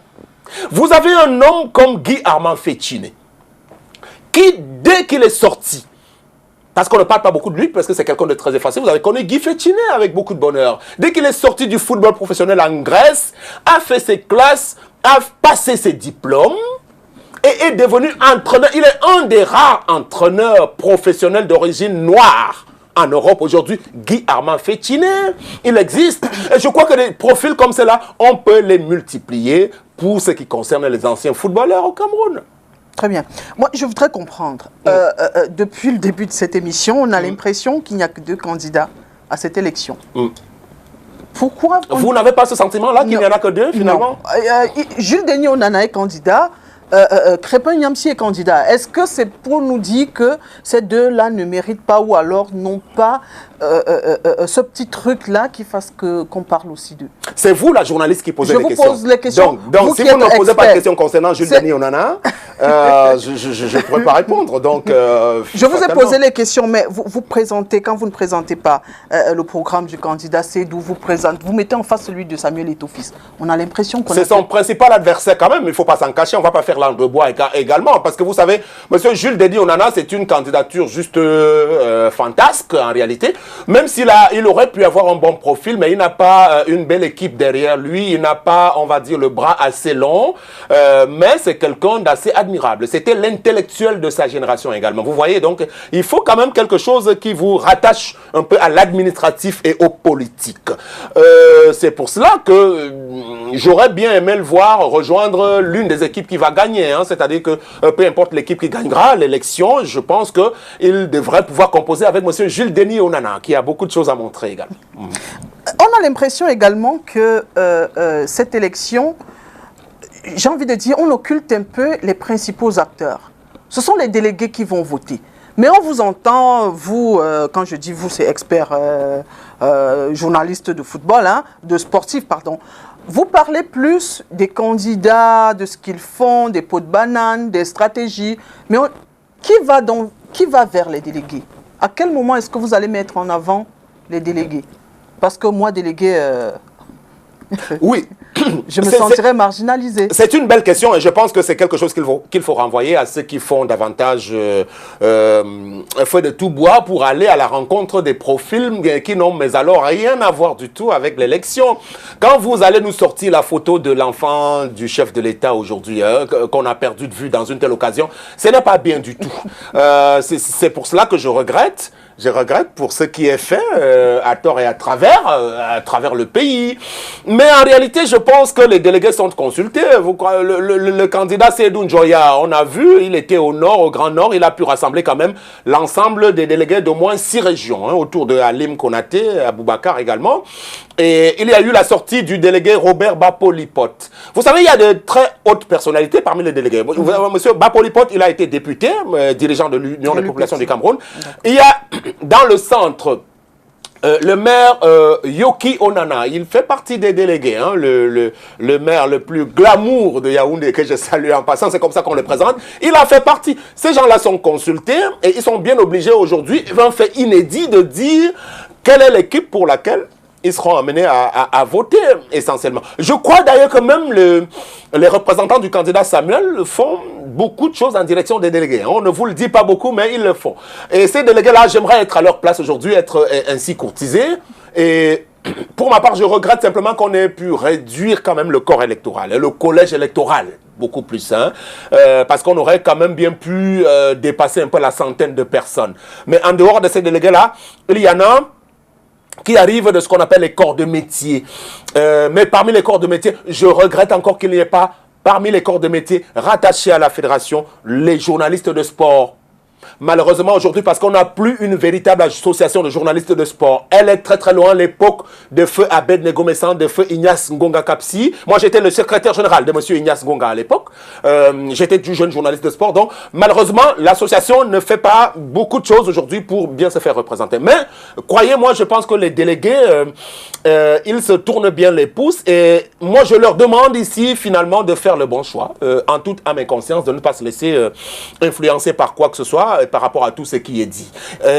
Il y a de belles choses qui sont promises dans le programme de l'équipe sortante qui est assez bien élaboré. J'ai lu quand même qu'il y aura là une redistribution des cartes au niveau des ligues régionales. Donc il faudra quand même repartir à de nouvelles élections pour de nouveaux personnels, parce que le football amateur, qui est de la responsabilité de la fédération, doit commencer à la base au niveau des instances régionales et départementales. Et si cela est inscrit dans un programme, moi j'achète cela finalement. J'ai également lu dans ce programme-là qu'il y aura notamment une main tendue en direction de tous les autres corps de métier, les entraîneurs, les arbitres, les médecins de sport, effectivement. Et c'est quelque chose de bien novateur. Il s'agira également de renforcer le rôle de la direction technique nationale. C'est quelque chose de fondamental. Jusqu'ici, on a eu droit à une DTN qui ne jouait pas son rôle. C'est au cœur même de la DTN que s'inscrit la politique technique nationale d'une fédération. Rien à voir avec le type de DTN qu'on a eu par le passé, d'abord nommé par le ministère. Non, c'est la fédération qui doit nommer le directeur technique national, qui doit lui-même nommer les directeurs techniques régionaux et faire en sorte que, de façon quotidienne, des actions de détection soient faites et soient menées au niveau des régions et départements. Vous avez dit 3 ans, c'était pas beaucoup, et donc est-ce que pendant les 3 années qui viennent de s'écouler, l'équipe dirigeante n'a pas pu faire ces 2 ou 3 petites choses? Il fallait aussi changer les mentalités à ce niveau-là? Bon, alors, vous faites bien votre boulot. Bon, je ne veux plus vous soupçonner de quoi que ce soit. Mais en réalité, je vous ai dit, Oriane, vous savez, les derniers 3 ans, moi, je n'étais pas dans ces arènes-là. Donc, je ne suivais pas attentivement ce qui s'y faisait, hein, en réalité. Mais je pense que tout observateur, même vous avez bien pu, et là je vais bien me répéter, observer que ces gens n'ont pas été tranquilles. Hein. Ils étaient tout le temps partis dans des procès, dans des voyages interminables, parce qu'on ne leur a pas laissé la possibilité de travailler. Il y a eu des conflits, parce que justement vous avez évoqué également le cas du championnat, le local qui n'a pas pu être organisé. Mais ça c'est également parce qu'il y a eu un gros raté, cette grosse querelle que j'ai pu regretter également avec bien d'autres observateurs, entre la Ligue de football, qui était bien l'émanation de la fédération, et celle-ci. On ne devait pas assister à cela. C'est ça qui a plombé le jeu sur le terrain, parce que les dirigeants de la Ligue ont perdu de vue qu'ils tiennent leur existence. En réalité, ils puisent leur légitimité au cœur de la fédération elle-même, qui peut choisir de la dissoudre à tout moment, et c'est ce qui est arrivé. Donc on est de querelle en querelle de façon intempestive. Dites-moi, qu'est-ce qu'il avait aussi, notre vénérable général, qui aurait pu très tranquillement prendre sa retraite, à s'accrocher comme cela, à se faire humilier longuement dans des querelles qui nous ont perdu le temps au détriment des jeunes footballeurs qui avaient besoin de jouer. Donc aujourd'hui, je pense que au sortir du 11 décembre prochain, si tout le monde est d'accord, à condition que tout le monde soit d'accord, c'est-à-dire l'État du Cameroun, les gens de la FECAFOOT, les joueurs, les anciens footballeurs, la CAF et la FIFA, qu'on soit tous d'accord, y compris les journalistes de sport, qu'on doive refonder ce sport. C'est grâce à ce sport que nous autres, on a eu la facilité, pour ceux qui sont à l'international, de pouvoir ouvrir beaucoup de portes. Notre fierté vers aux jeunes aujourd'hui, quand on a fini de tout piller, de tout galvauder, de tout détruire, elle tient encore au sport en général, parce qu'il n'y en a pas que les footballeurs. Il y a eu Françoise Mango étonné également dans son domaine, qui a permis de bien nous représenter. Comment est-ce qu'on va en arriver jusqu'à piétiner encore ce football aujourd'hui sur l'autel de quelques intérêts égoïstes de quelques personnes? Très bien. Vous avez dit, la Fédération camerounaise de football a dissolu la LFPC. Ok. Qu'est-ce qu'elle-même, en tant que fédération, a donc fait pendant que la LFPC n'a pas existé?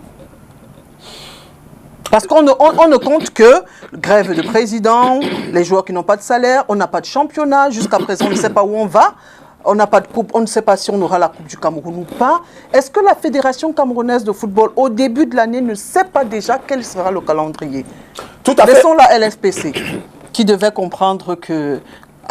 On a l'impression que la FECAFOOT ne devait pas aussi comprendre qu'elle a fait un démembrement et qu'elle devait laisser ce démembrement se déployer tranquillement. Moi, je suis d'accord avec vous. Donc, personne n'a été content à son niveau de voir qu'il y a eu tous ces dysfonctionnements-là. On a bien eu le sentiment qu'il y avait un manque de planification. Bon, mais je persiste à dire que 3 ans, c'est très très peu.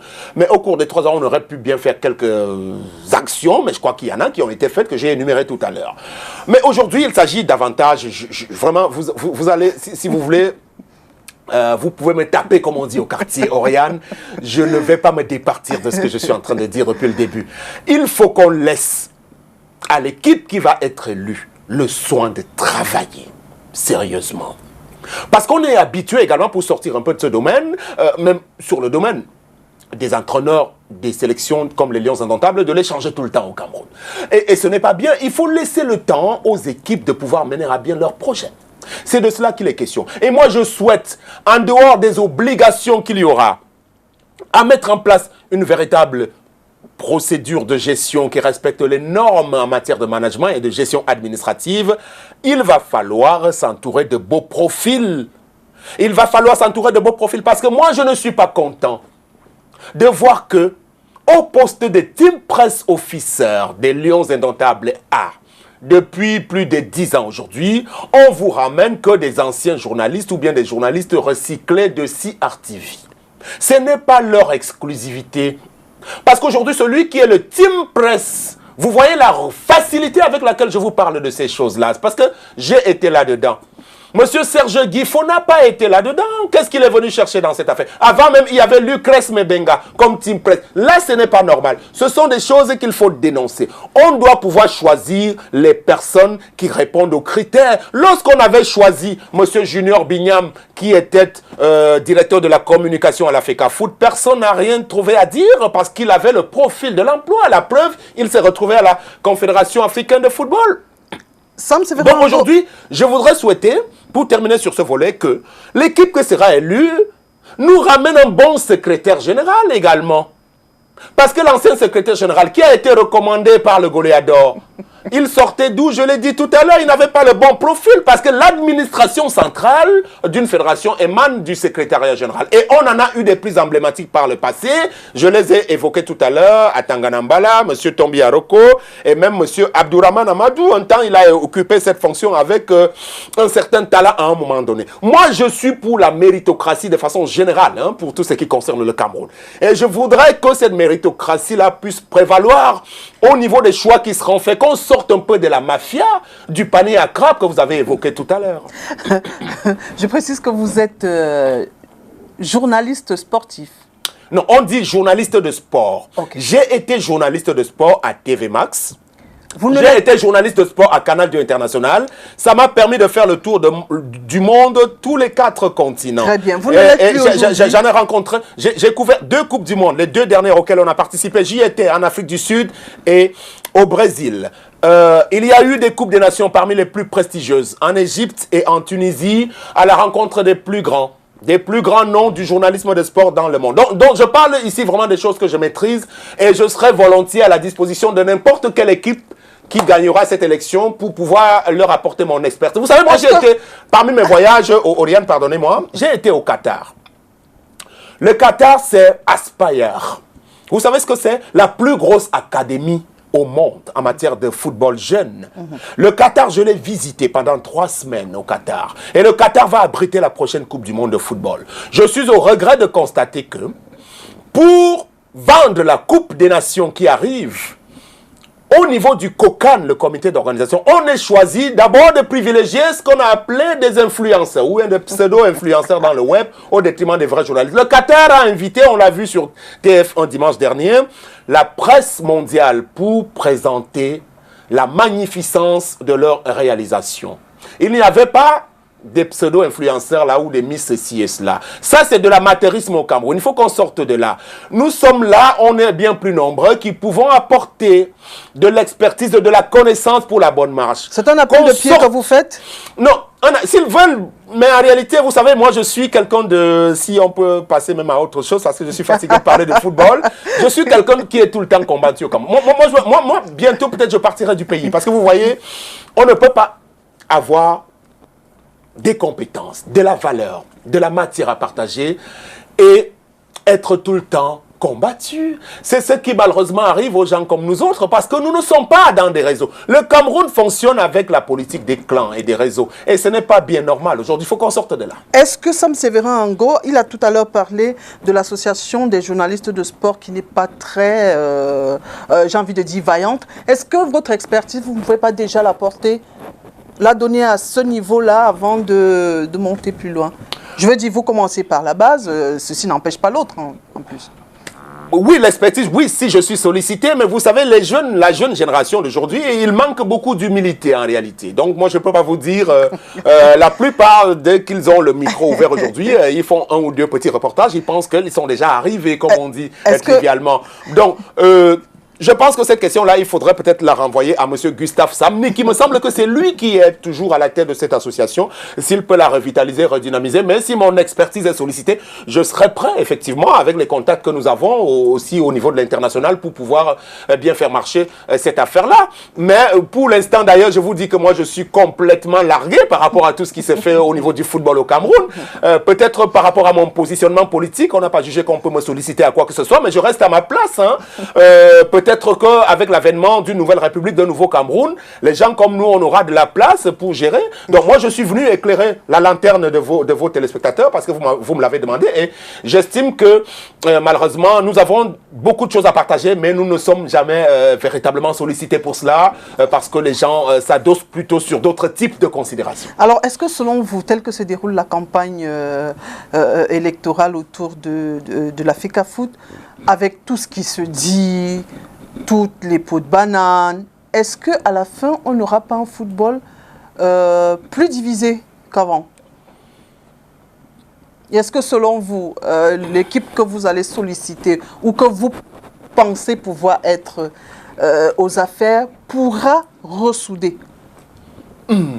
Ça, c'est une très bonne question, hein, parce que il y a même qu'au niveau de l'opportunité de la tenue de cette élection, certains observateurs pensaient qu'on devait attendre un peu, parce que on va aller, si la CAN se joue effectivement, hein, je le souhaite, hein, d'ailleurs, hein, faudrait pas jusqu'à preuve du contraire, et la CAN, ce sera le 9 janvier 2022. Okay. Si elle se joue effectivement au Cameroun, je pense que ce sera plutôt très très malvenu pour l'équipe qui va perdre cette élection.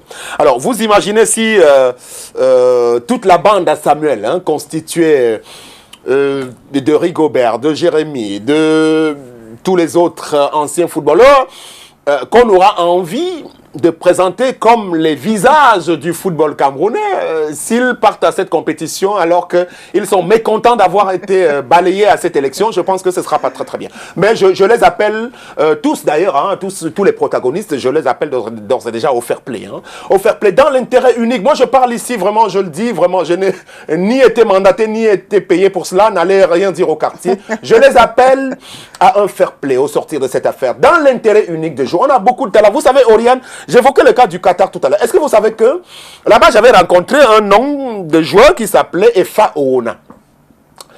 Benoît Efa Oona, je ne sais pas trop si beaucoup de Camerounais ont connu un footballeur de ce nom-là.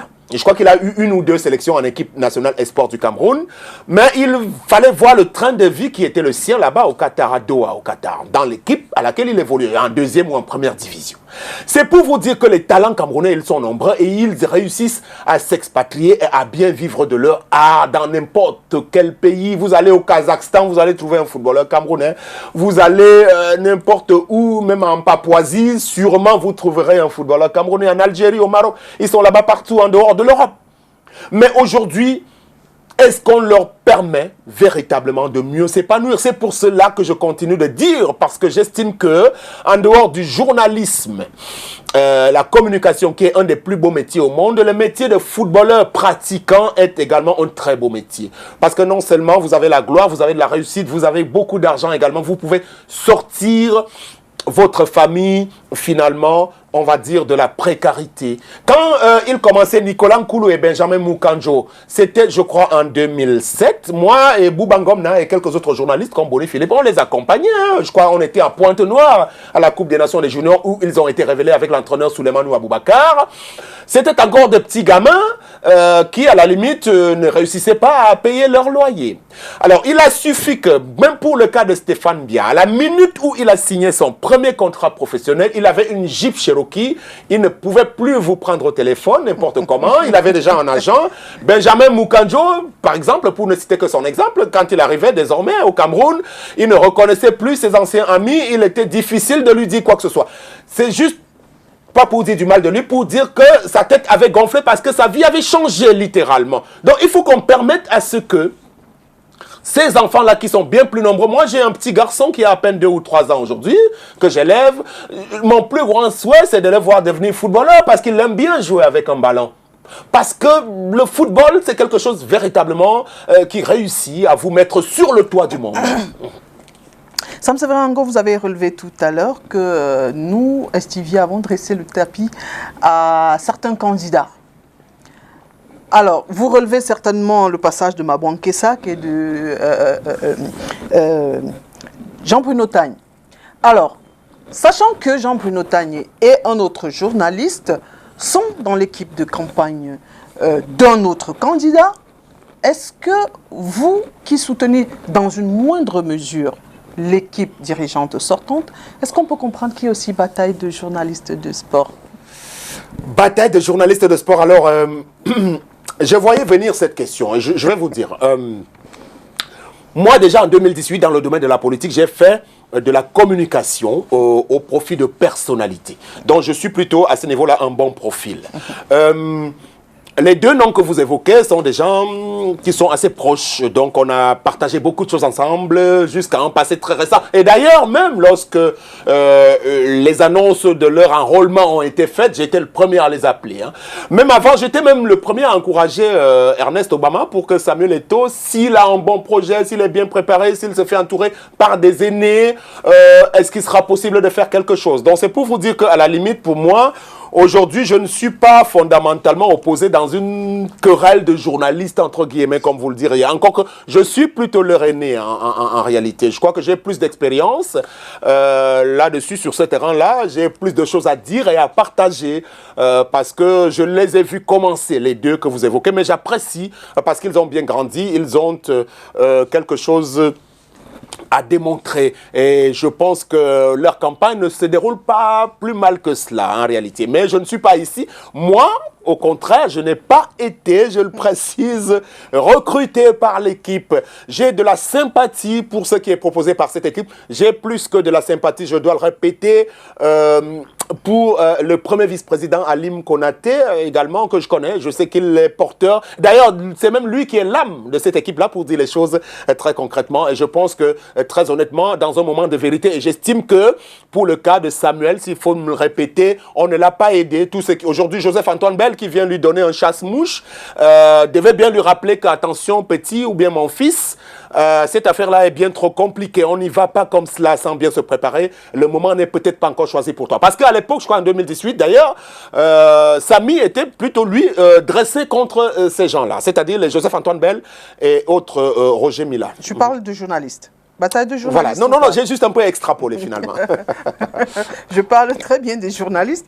Donc, selon vous, il n'y a pas de bataille de journalistes? Non, pour l'instant, puisqu'on n'est pas proprement dans les mêmes postures finalement, en réalité. Moi, je suis peut-être journaliste, mais j'ai beaucoup d'autres casquettes, vous le savez. Vous critiquez quelque peu ceux de l'autre côté. Ils n'aident pas beaucoup l'autre candidat, selon vous dire. Non, je ou alors c'était pas aux journalistes de le faire. Non. En fait, quand je parle de l'entourage ici concernant le 9, ce n'est pas fondamentalement en ce qui concerne les deux confrères qui sont autour de lui, non. Je voudrais davantage ici invoquer bien d'autres personnes qui s'agitent dans un élan un peu folklorique autour de lui. Vous savez qu'il est allé à la rencontre de bien de personnes au profil complètement différent, alors que l'élection... Heureusement d'ailleurs, j'ai pu lire un communiqué quand même émanant de leur équipe aujourd'hui, finalement, au moment où nous faisons cette émission, où ils se désolidarisent d'une soi-disant marche républicaine en faveur de cette candidature qui devait se faire au niveau de Yaoundé. Je pense que c'est un acte à saluer parce qu'il ne faudrait pas non plus qu'on sorte complètement. Les Camerounais, généralement, je ne sais pas, parce que les gens n'ont rien à faire à travers les réseaux sociaux également aujourd'hui. Tout le monde se vautre sur cette élection de la FECAFOOT comme si c'était la seule chose. Quand on leur a demandé d'aller élire un autre candidat que Paul Biya pour nous changer de régime, ils n'ont pas été bien nombreux à s'agiter comme cela. Mais quand ça concerne le football, on leur dit qu'il y a un collège de grands électeurs. Il s'agit d'un collège de grands électeurs. Ils n'atteignent pas 80. Vous êtes là, chacun dans son clavier, ils insultent les gens, chacun... il y a même une forme de tribalisation dans l'affaire aujourd'hui. Mais je ne veux pas rentrer dans ce débat-là parce que j'estime que nous devons rester dans le domaine du sport. Très bien. Est-ce que aujourd'hui on peut dire que Sam Séverin Ango marque son retour dans le sport? Vous l'avez vous-même dit, vous vous êtes retiré un peu pour parler politique. Est-ce qu'aujourd'hui vous revenez dans le sport? Si l'occasion m'est donnée, oui. Si l'occasion ne m'est pas donnée, je vais chercher à voguer sur d'autres terrains. Parce que malheureusement, je vous l'ai dit, moi je suis une belle victime du système camerounais. C'est-à-dire que je suis une personne qui fait peur lorsqu'elle doit rentrer quelque part. Chacun a peur pour sa place. Donc si le fait d'être ici en train de vanter les mérites de notre football et de tenter de rentrer dans une équipe va me causer des ennuis, il n'y a pas de souci. Hein. Moi, je ne suis pas demandeur de quoi que ce soit, finalement, parce que j'estime que je suis peut-être maître de mon destin, à la limite. Mais je suis tenté, effectivement, pour cette occasion. Si l'occasion m'est donnée, je parle de l'occasion de la Coupe d'Afrique des Nations, tenter de refaire des plateaux de sport. Alors, s'il y a une chaîne qui est preneuse, ou bien preneur, c'est pas ce qu'on dit, je serais tenté d'animer comme présentateur d'un grand programme de sport dans une télévision de la place, en réalité, pour partager mon expérience internationale et de ce que j'ai pu faire par le passé. Mais si ça n'arrive pas, il n'y a pas de souci. Mais je pourrais le faire, je pourrais être amené à le faire par patriotisme. Parce que moi, j'étais sorti de ces milieux-là parce que je pensais que, bon, c'était un tout petit peu vicié par un ensemble de choses. Mais aujourd'hui, si nous avons le bonheur d'avoir à pouvoir abriter une des plus grandes compétitions, ce sera une CAN à 24 équipes. C'est une mini-coupe du monde, pratiquement. Je pense que toutes les énergies, même si nous ne sommes pas sollicités, simplement parce qu'on est Camerounais, chacun a son niveau. Tant pis si les gens au niveau du CAN s'asseyent sur des budgets et sur des choses qui sont à faire. Nous, on est prêts à leur démontrer que nous ne sommes pas là pour tenter de profiter de quoi que ce soit. Parce que nous sommes, malheureusement ou heureusement, fatalement des enfants du Cameroun. Très bien. Une dernière question pour sortir du foot. Vous avez dit que vous êtes fatigué de parler de foot. Ouais. Alors, la CAN, c'est dans 30 jours exactement. Vous qui êtes observateur, qui avez été journaliste de sport, ma question a deux volets. Vous l'avez peut-être dit tout à l'heure. Est-ce que c'était judicieux, cette élection aujourd'hui, alors qu'on est à quelques jours, et surtout sachant que les différents acteurs autour de ce processus électoral sont encore les principaux qui seront dans cette CAN? Est-ce que c'était judicieux?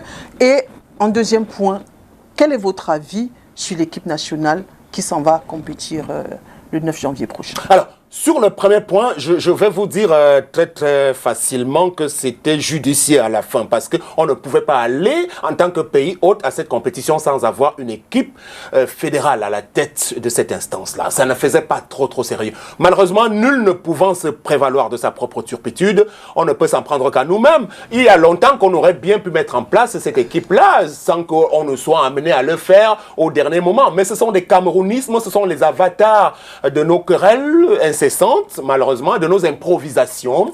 On n'y peut rien, c'est aussi ça le Cameroun. Quelqu'un l'a bien dit, le Cameroun, c'est le Cameroun. Ça, c'est pour le premier volet de la question. Je souhaite vivement qu'on y aille avec une nouvelle équipe à la tête de cette fédération-là. Maintenant, sur le cas de l'équipe nationale, alors, M. Antonio Conceição, je ne sais pas ce que je peux en dire avec son effectif, parce que comment est-ce qu'il a été choisi? Il a été choisi également sur la base d'une politique des réseaux. L'ami du chef du département des sports, un ancien camarade de classe, dont je vais me rappeler le nom tout à l'heure, lui a proposé M. Antonio Conceição comme entraîneur sélectionné du Cameroun. Très bien.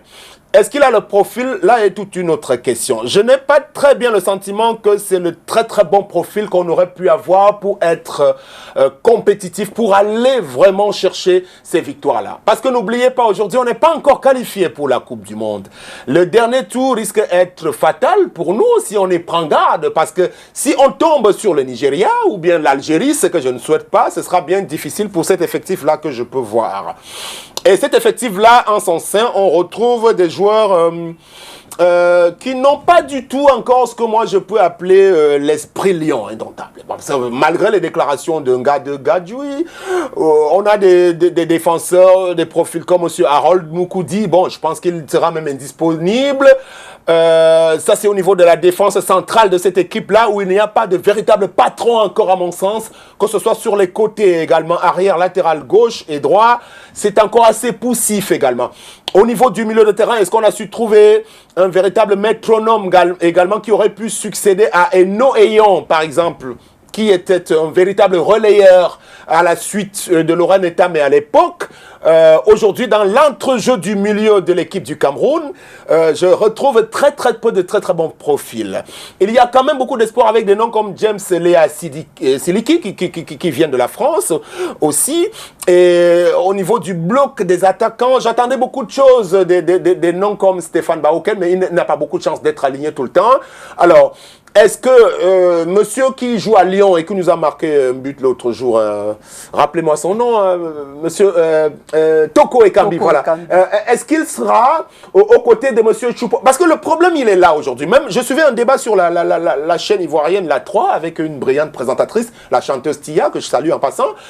On parlait justement des joueurs ivoiriens qui jouent bien là-bas dans les coupes professionnels, mais quand ils arrivent dans la sélection des éléphants, ils ne sont pas très bons. C'est le même cas aujourd'hui également dans l'équipe du Cameroun, hein, de M. Conceição, parce que M. Choupo-Moting aligne des buts de temps en temps avec le Bayern de Munich. Quand il arrive en sélection, il fait très peu preuve de maturité et d'efficacité aujourd'hui. Donc il y a un problème de percussion dans cette équipe-là qui ne va pas très vite aussi parce que le football moderne aujourd'hui, c'est un football total. Il faut des gens qui bougent et je crois que là-dessus, il y a encore beaucoup de réglages à faire. Très bien. Tout à l'heure, Sam Sévérin Ango a dit être victime du système. J'ai envie de lui demander, est-ce que dans le cas de l'histoire qui a récemment défrayé la chronique, il va se dire aussi victime. On le sait, je l'ai demandé d'entrée de jeu. Votre vie a été à un moment mise sur la place publique. Est-ce que là aussi, vous avez été victime? Non. Peut-être victime de la personne que j'ai choisi de faire rentrer dans ma vie au cours des 3 dernières années.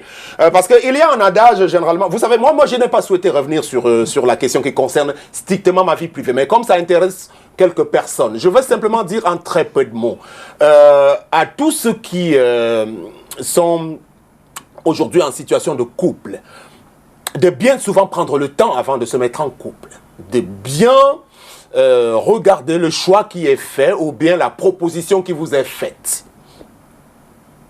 La proposition qui vous est faite de rentrer dans un ménage également. Parce que ça arrive assez souvent que des propositions émanent de vous les femmes en direction de nous les hommes. Alors, donc pour l'instant, si vous n'avez pas la chance, parce que c'est biblique, Quand vous trouvez la bonne femme, vous êtes heureux. Et tout au contraire, quand vous n'avez pas le bonheur de croiser celle-ci. Je l'ai lu dans Facebook également. Même le diable s'assoit et regarde. Parce qu'aujourd'hui, c'est malheureusement le cas qui est le mien. Parce qu'on ne peut pas, précisément pour une personnalité publique, choisir lorsqu'on est une épouse, à la première occasion, de mettre la chose, le visage et le nom de l'époux sur la place publique. Vous êtes en train de le tuer. C'est de ça. Aujourd'hui, moi, j'ai pris plus de 25 ans. Si je suis assis sur ce fauteuil aujourd'hui, Oriane Donquin, je remercie toutes les équipes de CRTV. Quand vous regardez le générique de l'émission Entretien, vous voyez les visages des gens qui passent. C'est du très haut niveau ici. Pour être assis ici, vous devez pouvoir le confirmer. Donc, quand vous avez pris des années à bâtir une belle réputation et que celle-ci se retrouve désagrégée par le fait d'un choix que vous avez fait, mais attention, on est dans quoi? On est dans un autre monde. C'est pour cela que je le regrette aujourd'hui. Des scandales à n'en plus finir. Vous savez, moi, avant, j'étais quelqu'un qui n'avait jamais connu les commissariats, les gendarmeries, les palais de justice et tout. Mais aujourd'hui, je suis coutumier de ces milieux-là. C'est à quoi on a assisté récemment.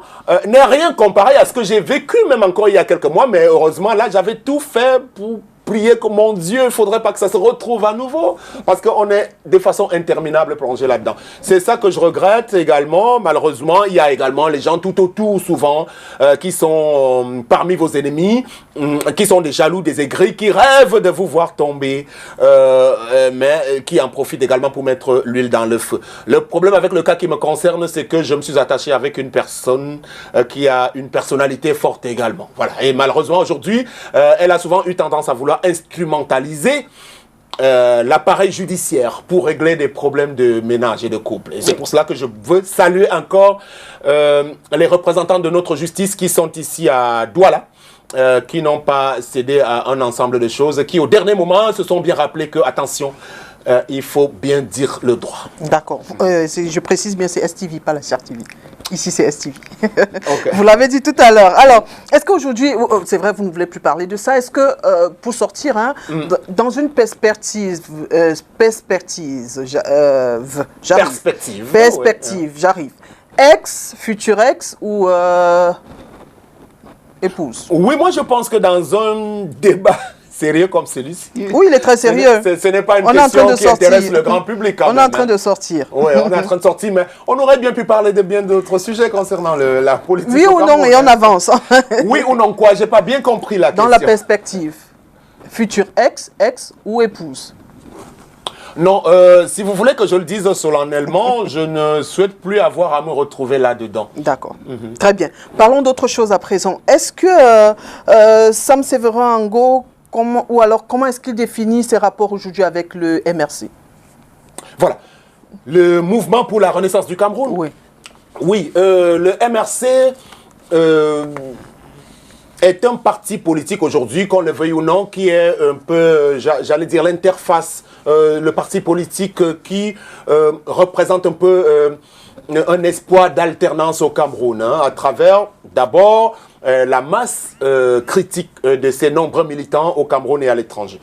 Maintenant, si j'ai d'ailleurs quelque chose à dire en direction de ces militants-là, il va falloir quand même, et j'interpellerai ici le directoire, qu'il y ait des rappels à l'ordre en direction de nos amis politiques. Hein. C'est comme ça qu'on s'appelle quand on est dans ce créneau-là, précisément, parce qu'il faut éviter de tomber dans le piège du fondamentalisme, du fascisme, des discours de haine, véritablement. C'est pour cela que je suis contre les discours généralement tenus par le personnage Patrice Nganan, par exemple, qui était proche du MRC et qui a semblé présenter tous les ressortissants de la région du Sud, les Boulous, entre guillemets, dont je fais partie, comme étant responsables et comptables du bilan général qui est celui du Cameroun. Non, je ne suis pas d'accord avec cette acception. D'ailleurs, je l'ai dit d'ailleurs récemment, nous sommes l'une des régions qui a été là-bas la plus ignorée, sous le renouveau. aujourd'hui. On peut multiplier de nombreux cas. D'ailleurs, même d'abord au niveau de la représentation, au niveau des instances de gestion, au niveau du Cameroun, le poste de directeur général et ministre est assimilé. Au niveau de l'insertion de la jeunesse et des valeurs et des talents dans la plupart des plateformes sociales camerounaises, de la République, la région du Sud n'est pas bien mieux lotie aujourd'hui comparée à d'autres régions. Et ajouter à cela l'égocentrisme de ceux qui sont présentés comme élites. C'est vrai que j'ai une difficulté avec cette terminologie de élite. Parce que Charles Ateba Yene le disait, on est élite quand on apporte quelque chose. Hein.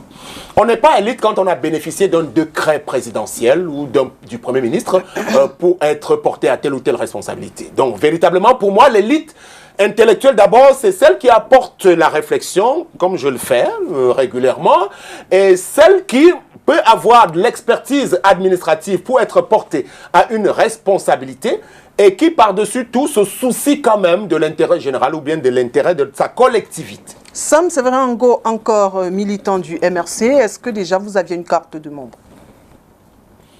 On est presque à la sortie. Là. On est à la sortie. Je suis revenu dans les milieux de la communication en marquant simplement une pause vis-à-vis de la politique de façon générale. Donc, je n'ai pas encore adhéré à un autre parti politique. À l'horizon 2025, j'ambitionne rebasculer en politique et rester toujours membre du MRC. La carte, je la détiens bel et bien. Elle est bien rangée au niveau du département de l'Anvila. Parce que d'ailleurs, pour votre information également, je suis programmé pour être le régional MRC du Sud. Ça, c'est ce qui est sorti de la dernière discussion à l'époque que j'avais eue avant de revenir dans la communication avec le président Maurice Kamto et le docteur Apollinaire Oko. C'est-à-dire, à défaut d'être secrétaire national à la communication, il est possible que je prenne la direction régionale du MRC pour le Sud lorsque le temps viendra que je revienne en politique. Mais je ne suis aucunement encore sorti des rangs de façon officielle du MRC. Je crois que c'est bon à savoir et c'est bon de le rappeler. Je n'appartiens à aucune autre formation politique. Pour l'instant, je voudrais réappartenir au milieu de la communication, si vous êtes d'accord de me réaccueillir finalement, pour l'instant. Parce que pour l'instant, moi, je suis allé en politique pour faire œuvre utile. C'était pour devenir un acteur de premier plan et gagner un poste de maire ou de député. D'accord. L'occasion ne nous a pas été donnée. Donc pour l'instant, j'attends la prochaine occasion. Très bien. Effectivement, pour pouvoir me représenter. Au pas de course, vous allez nous parler. Dites-nous, après votre sortie très dure au sujet du REFRAS, est-ce que vous avez été approché par les organisateurs de ce mouvement-là? Avant ou après? Après. Vous avez eu une sortie très très dure envers les organisateurs. Bon, c'est vous qui qualifiez cela de dur. Moi, je pense que c'était une sortie plutôt objective. Je ne sais pas pourquoi vous dites qu'elle était dure. Parce que j'ai supposé le problème à mon niveau et je vous assure que cette sortie a été applaudie. Oui. Maintenant, pour répondre à votre question, j'ai dit oui en vous regardant dans les yeux. J'ai bel et bien été approché, interpellé par l'état-major de l'organisateur principal des REFRAS.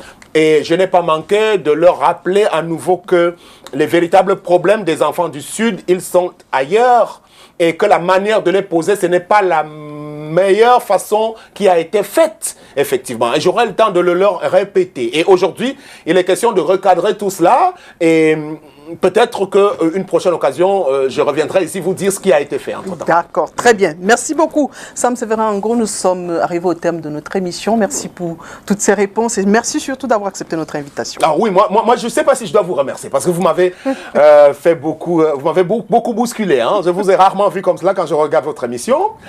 Vous êtes généralement un peu plus douce avec tous les autres, mais j'adore l'exercice. Peut-être parce qu'on parle de sport, ça va vite. Ça va assez vite, voilà, c'est ça.